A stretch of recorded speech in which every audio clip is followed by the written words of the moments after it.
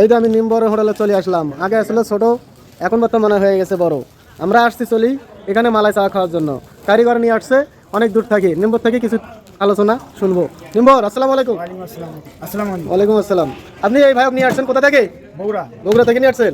এই মালাই চা আমরা খাওয়া যাই হলো লাল দিঘি, তারপরে কলা বাগান, যাই হলো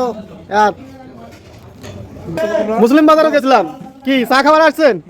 তো কি খাবেন? মালাই চা খাবেন?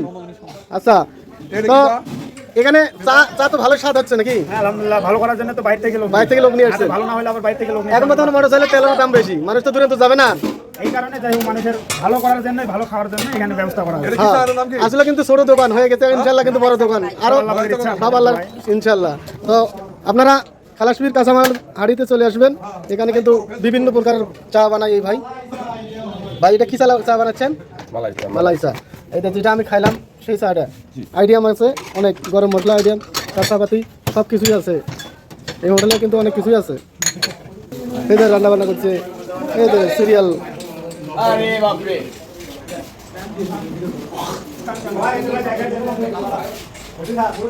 জাম কালার আছে, পমজের আছে, হাঁসের মাংস, ব্রয়লার মাংস, তারপরে হাঁস, ডিম, ডাল, ছোট মাছ, সবজি, তারপরে আছে গরুর মাংস, ট্যাংরা মাছ, সাদা বিরিয়ানি, সব কিছুই আছে। নিরিবিলি হোটেল, আপনারা আসতে পারেন খালাসপি বাজার। এখানে কিন্তু পরোটা ভাজা হয়, এই যে কালীঘাট। দুধটা জাল হচ্ছে কটার থেকে ভাই? সকাল থেকে জাল হয়? সকাল থেকে। এটা গরুর দুধ না মোষের দুধ? বাইরের দুধ।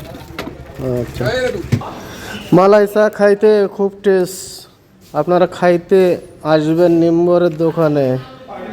আমি একটু খাওয়ার জন্য চলে আসছি, তো লালদিঘিতে যাই নাই।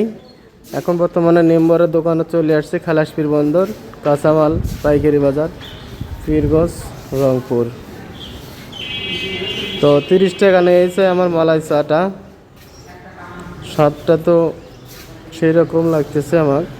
আপনারা খাওয়া দেখবেন যে আপনাদেরকে কেমন লাগে, একটু আমাকে কমেন্ট করে জানাবেন।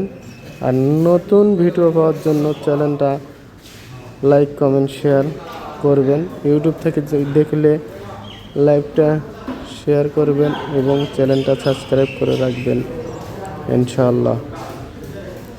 আসসালামু আলাইকুম।